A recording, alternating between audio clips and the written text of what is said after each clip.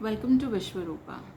Today we will talk about manifestation. But I'm not going to give you any tips about manifestation. So what you have to do and what.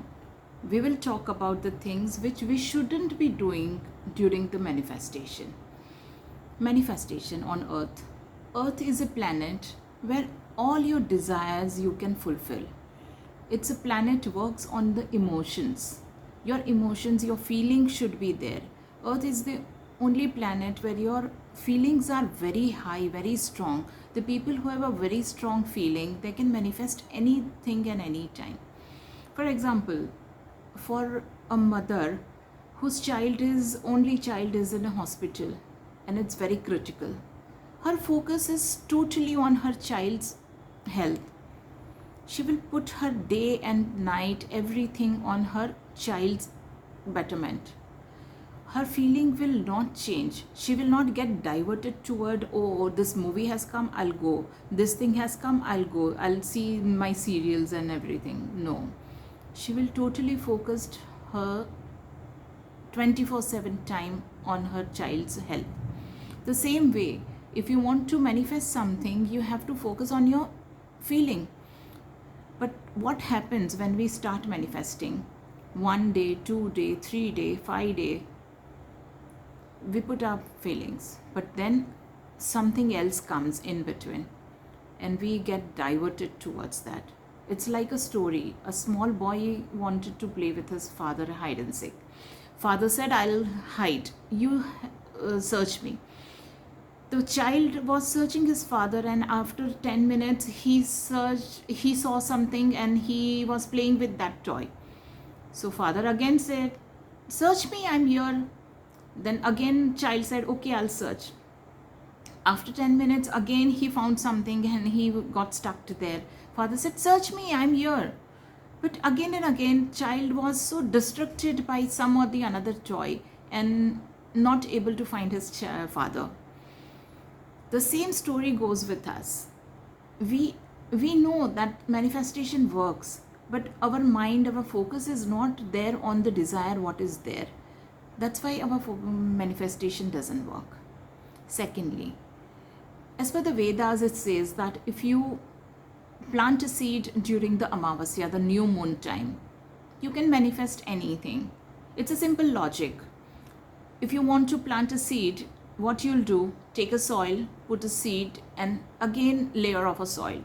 You are telling that soil and that seed that you are in a darkness. But what you do, you water it, you give sunlight to that seed.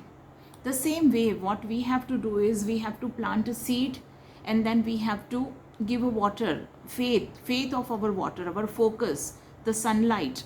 We have to give that and we have to have patience with that. Sometimes it happens, Kalkiya, and people want it in 10 days, 5 days. No. Anything need to change within 41 days. It takes 41 days to change something in your life, in your system. People generally say it's 21 days. 21 days, it starts. But if the way child was not focused, another thing comes in between, you lose your focus. So give at least 41 days for your desire, and the desire should be there, that it should be your need. You shouldn't be like, most of the time our manifestation works on, if somebody has this, even I want it. So it's based on a jealousy. And on earth, jealousy doesn't work. When you start feeling jealous about somebody, you are not growing. You will go down and down. The moment people says that it's very easy to be empathy in somebody's pain. You feel that person's pain. Yeah, this is my friends, this is my family, this is my this XYZ, whatever. And you feel somebody is in a pain, you can feel the pain. But if the same person is having something good, you are not able to digest it. We need to learn that digestion. We need to learn that if somebody is happy, we should be happy for that happiness. If it's given to him or her, she deserves it, he deserves it. So we should feel happy for the other person. Happy in other person's happiness is the key to manifestation. The moment you will feel happy for somebody else's upward growth, you will also grow. Now, one more thing, people manifest, but they are not receptive. When you start manifesting something, you have to be in a receptive mode. And what is a receptive mode? Receptive mode is a feminine energy. We all human have a masculine energy and feminine energy within us. Most of the time in nowadays, like in 20s, we can say, we all have most of the masculine energy. Like, I will do it. It's my, like, I can work, I can earn for myself, I can do this. But the feminine energy is missing. So we all have to have a feminine energy. We have to increase the feminine energy. The moment you increase your feminine energy, you be receptive. Whatever comes in your way, you will start accepting that. Maybe it's a good thing, it's a bad thing, then also you will say, it's okay, I'm ready for this. The moment you are ready for that, the good thing will also come to you. That is the another key to be a good manifestation. Now we will see that generally people says that in Bhagavad Gita and Srimad Bhagavat and everywhere, people have must have, you if you have read it, you must have seen there is everywhere it's a Krishna. Krishna is everywhere in everything, but there is no Radha. Not a single sloka is for Radha. Why it is like that? Krishna is the word, but Radha is the meaning. Inside that sloka, if you can read it, your knowledge can understand it, but your only wisdom can bring it out. If Radha is there, if your wisdom is there, you can understand that. The same way, our manifestation is like, it's a halfway. We know the technique, we know everything, we are just using our technique. We are not using our wisdom to manifest something.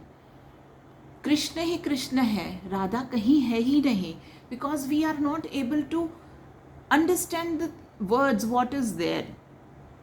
Secret, we have studied, we have read it, Secret, we have seen the law of attraction, we have seen so many manifestation videos and everything. We see, but do you understand it, what they are trying to tell you? Because what they are trying to tell you is different than what you are understanding. Try to understand this. This is the main logic behind the manifestation, because only the words is a word, is a Krishna. The feeling, the emotion is Radha. So we need to learn the emotions. And the last, during the time of Mahabharata, Bhishma and Kunti and everybody has not, Krishna was there. They want something, but they never asked for it.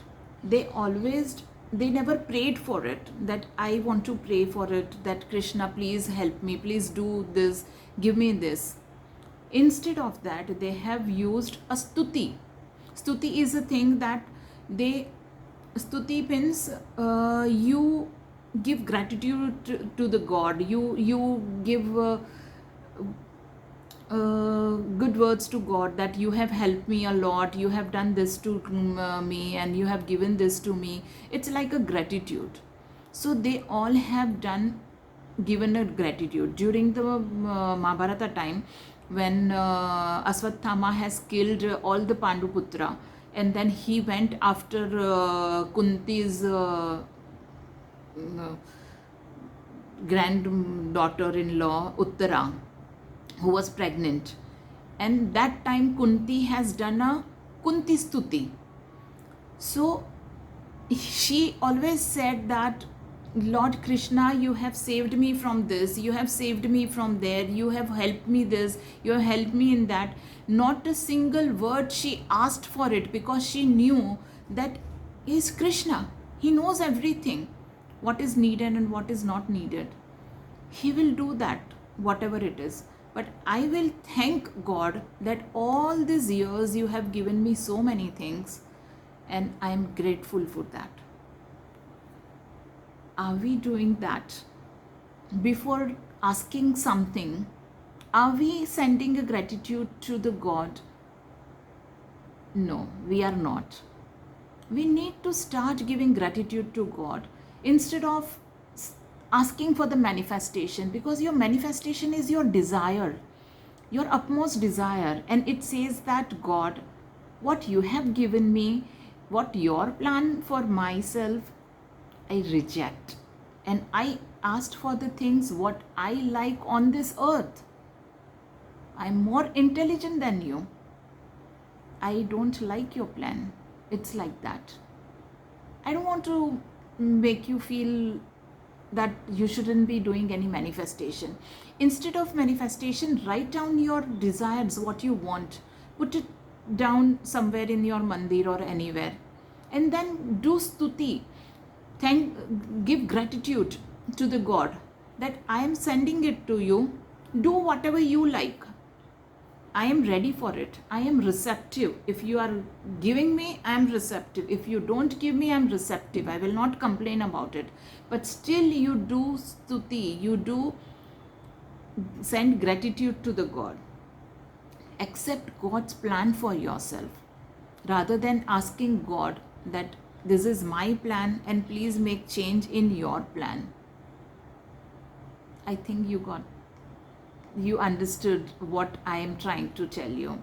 So next time when you plan some manifestation, think on it and do it. Now, today onward, I feel that everybody should give 5 gratitude to the God. That whatever you have given me, my parents, my in-laws, my this love, that love, everything, my food, whatever you have given me, I'm really thankful to you. And I know that in future also you will take care of me. That is the gratitude. Gratitude is the key to have something in your life, because your plan must be a small plan. God's plan must be the master plan. Trust Him and then manifest something. Thank you.